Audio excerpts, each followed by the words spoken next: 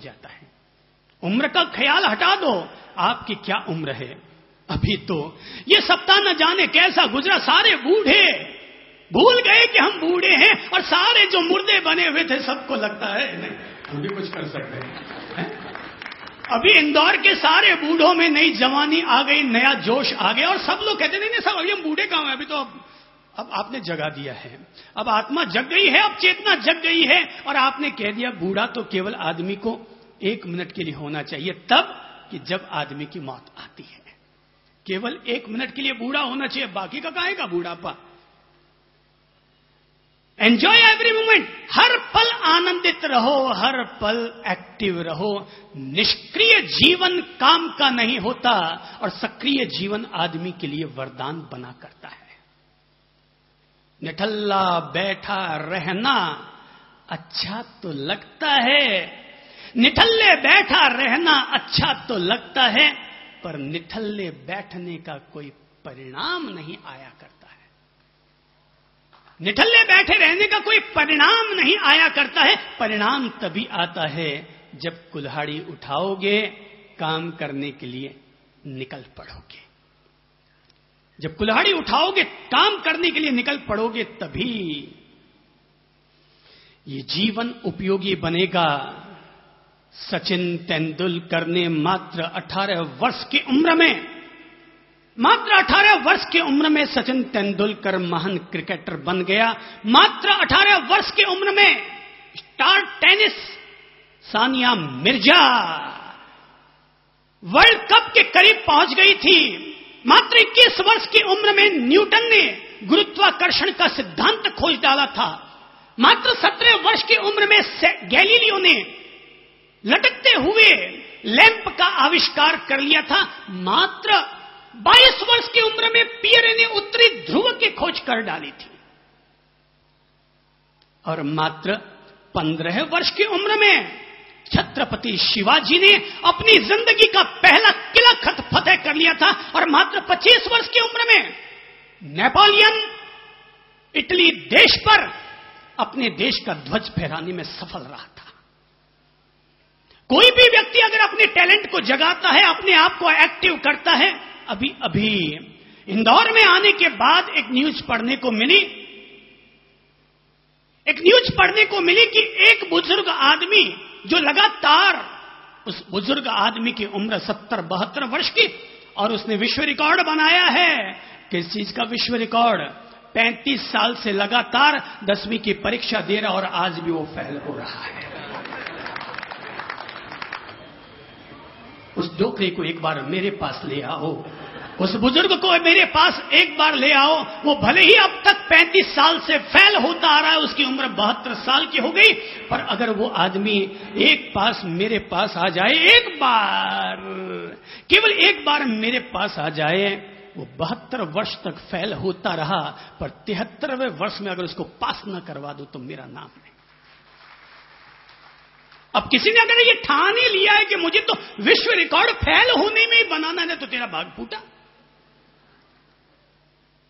क से ही किस्मत होती है, क से ही कर्म फूटा होता है, क से ही करोड़पति होता है, और क से ही कर्मयोग होता है, क से ही कृष्ण होता है। सब कुछ क से ही होता है।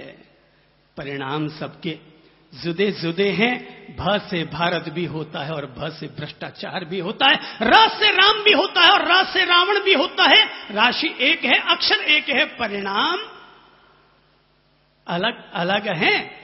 परिणाम सबके जुदे जुदे हुआ करते हैं। हम भी अगर अपने टैलेंट को जगा लें तो कोई संगीतकार बन सकता है, कोई शिल्पकार बन सकता है, कोई एमबीए बन सकता है, कोई चार्टर्ड अकाउंटेंट बन सकता है। और अगर टैलेंट को न जगाया तो हम में से ही कोई आदमी डाकू बनेगा, कोई जेब कतरा बनेगा, कोई आतंकवादी बनेगा, कोई उग्रवादी बनेगा, केवल अपने टैलेंट को जानने, समझने और उसको किसी पेंसिल की तरह तीखा और नुकीला करने की जरूरत भर है। पेंसिल की तरह नुकीला और तीखा करने की जरूरत है। पेंसिल हमें कुछ सिखाती है। आपके पास पेंसिल होगी? है किसी के पास? नहीं होगी। लोगों के जेब में पेन ही नहीं मिलते हैं, तो पेंसिल कहां से मिलेगी? है पेंसिल है? पेन है ना, हाँ पेंसिल है, चलो पेंसिल चलिए लाइए। आइए,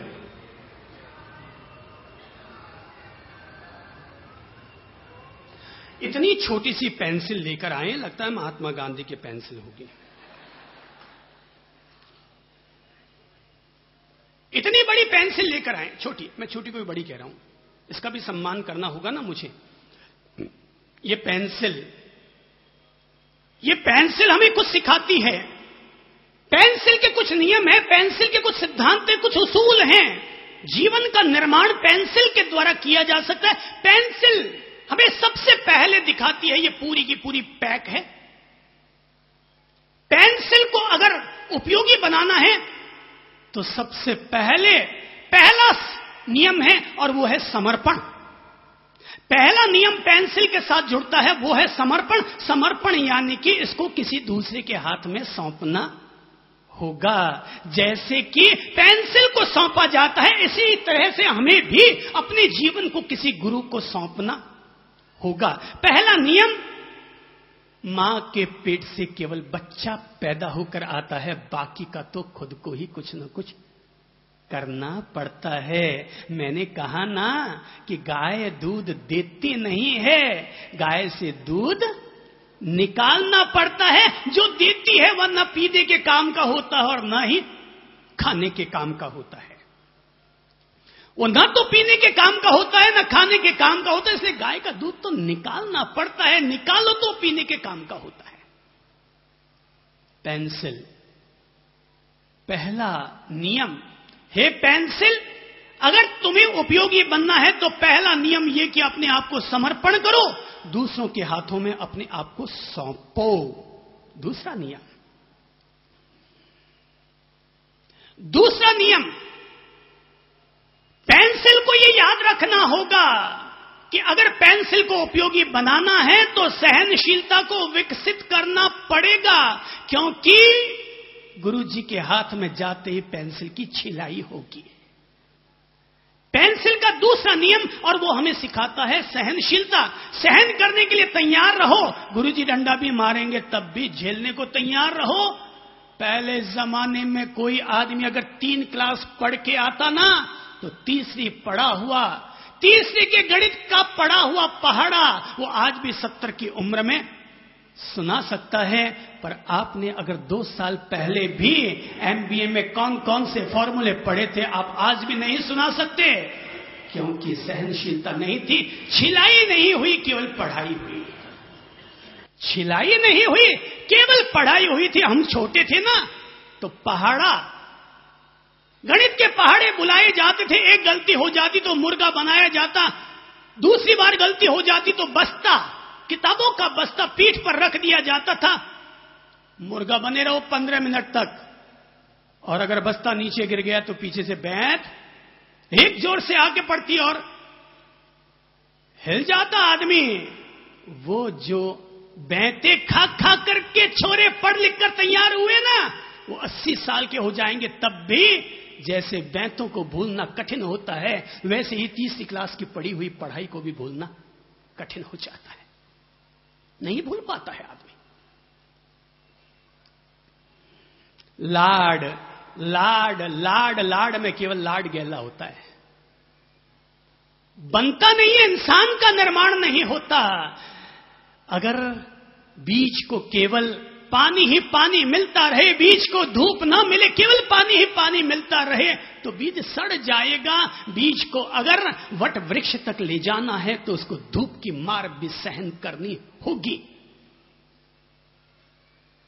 तो पहला समर्पण, दूसरा सहनशीलता, छिलाई होगी। तीसरा है कि अगर तुम्हारे भीतर कुछ है तो याद रखो, तुम्हारी शक्ति स्वनिहित शक्ति है। तीसरा क्या है? स्वनिहित शक्ति। पेंसिल के भीतर ही उसकी ताकत रहती है, पेंसिल के बाहर नहीं रहती। पेंसिल अंदर क्या है? क्या है अंदर? क्या है? शीशा।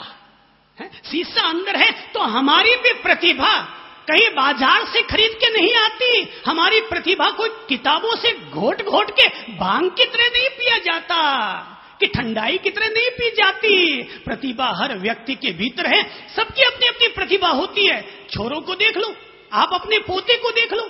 किसी के घर में पोता बड़ा सयाना होता है, किसी घर में पोता दिन भर रोता रहता है, किसी के घर में पोता पेंसिल उठा करके अपनी दीवारों पर रगड़ता रहता है, किसी के घर में पोता चूना खोदता है और खाता रहता है, किसी के घर में पोता कुछ, किसी के घर में पोता कुछ। सबकी अपनी अपनी प्रतिभाएं। उनको देखकर कहते हैं ना कि पूत के पांव तो पालने में ही पता चल जाती है। सब क्या है? ये पालने है कि चूना खा रहा है, कि दिन भर चॉकलेट खाना चाहता है, कि कोल्ड ड्रिंक पीना चाहता है, कि चॉकलेट खाने के लिए मरता है। वो क्या करता है? ये सब प्रतिभा, सारी प्रतिभाएं इनको देखकर पहचानी जा सकती है। ऐसा हुआ। एक बाप ने सोचा कि देखो मैं अपने बेटे की प्रतिभा कैसी है, टैलेंट कैसा है, कि सुना है कि पूत के पांव पालने में पता चल जाते हैं, देखता हूं कैसा है इसका टैलेंट, कैरियर कैसा बनेगा। सो पहचानने के लिए बाप ने बोतल लेके आया बियर की और एक कप बियर डाल दी। बगल में एक फिल्मी हीरोइन का फोटो भी रख दिया, एक पेन भी रख दिया और रामायण का गुटका ले जाकर के भी रख दिया।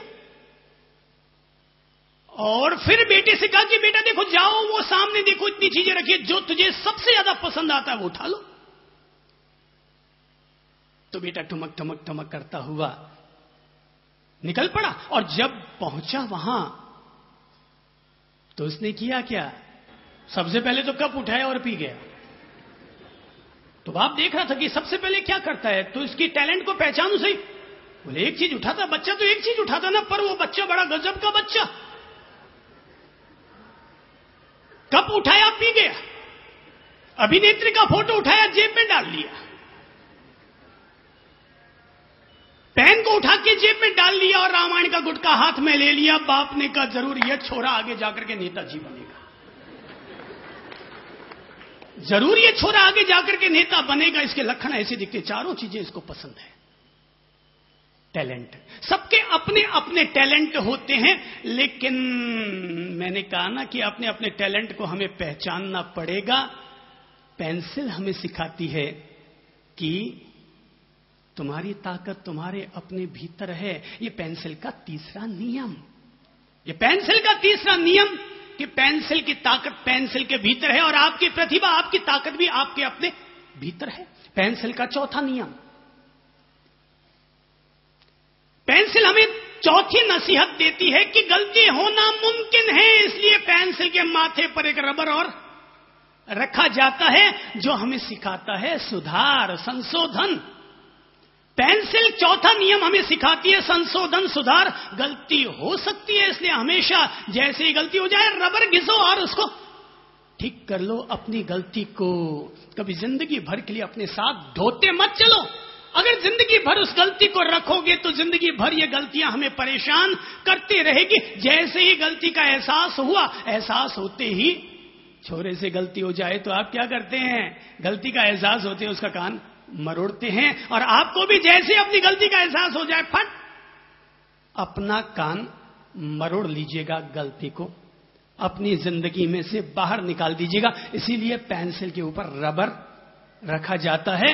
और पेंसिल का पांचवा नियम, जो अंतिम नियम पेंसिल हमें सिखाती है, वो ये है कि बेटा याद रखना, पेंसिल जो कुछ लिखती है, जैसा लिखती है, वही आने वाले कल के लिए पद चिन्ह बना करता है। तुम हमेशा ऐसी चीजें लिख करके जाओ, ऐसी चीजें लिख करके जाओ कि आने वाला कल तुम्हारे पद चिन्हों का अनुसरण कर सके।